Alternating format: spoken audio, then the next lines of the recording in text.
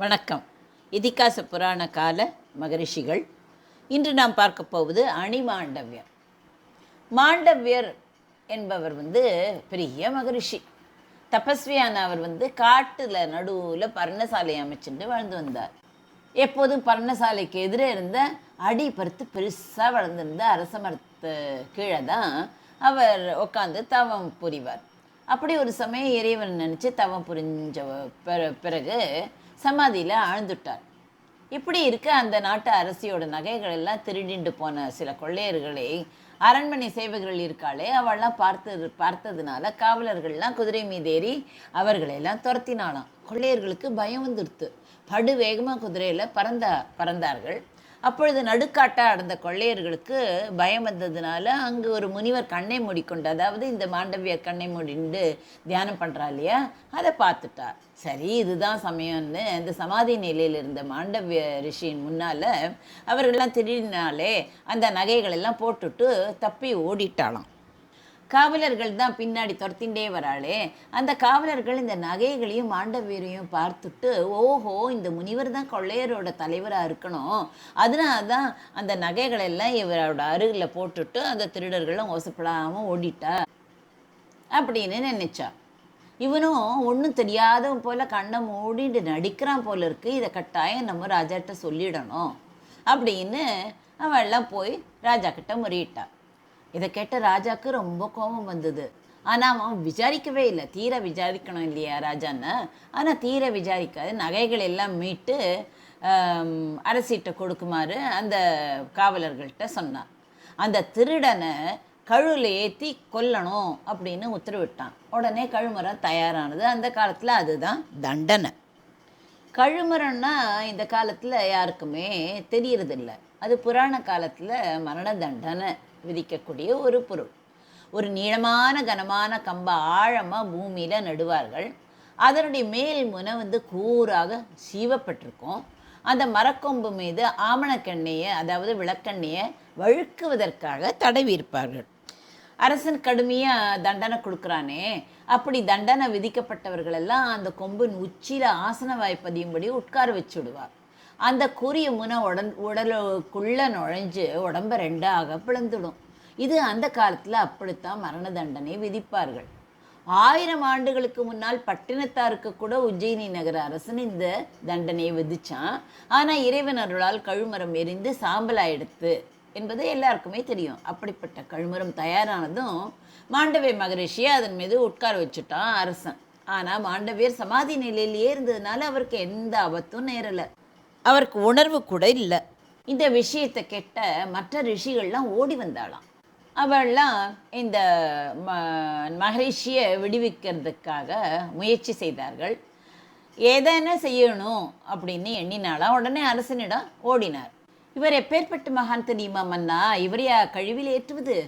நீங்கள் தவறு செய்துட்டீர்கள் என்று அவர்கள்லாம் மன்னனிடம் முறையிட மன்னனும் மன்னிப்பு கேட்டு மாண்டவரை விடுவித்தான் என்று கூறுவர். அப்போது மாண்டவியர் சமாதி நிலை கலைஞ்சு தனது ஞான திருஷ்டியால் நடந்ததையாவே அறிஞ்சின்றாராம். மன்னனும் மற்றவர்களும் அவரிடம் மன்னிப்பு கோரினார்கள் என்று தெரிகிறது. அவர் ஒன்றும் நடவாதது போல் மீண்டும் காட்டிற்கே சென்று விட்டார். சென்றவர் சும்மா இருக்க வேண்டியதானே.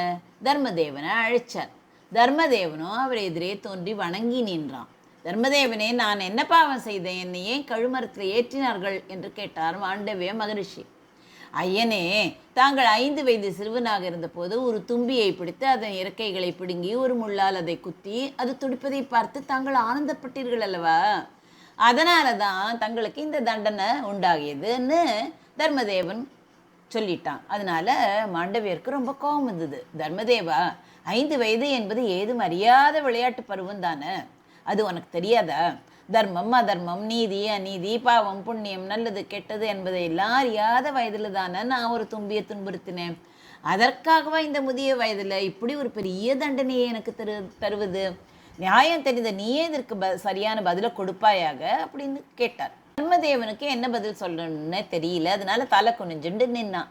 அவனால் பதில் சொல்ல முடியல. அவன் ஒன்றும் சொல்லாததுனால அவருக்கு ரொம்ப கோபம் வந்துடுத்து. தர்மதேவனே, நீ நீதிக்கு பிழை இழித்து விட்டாய்.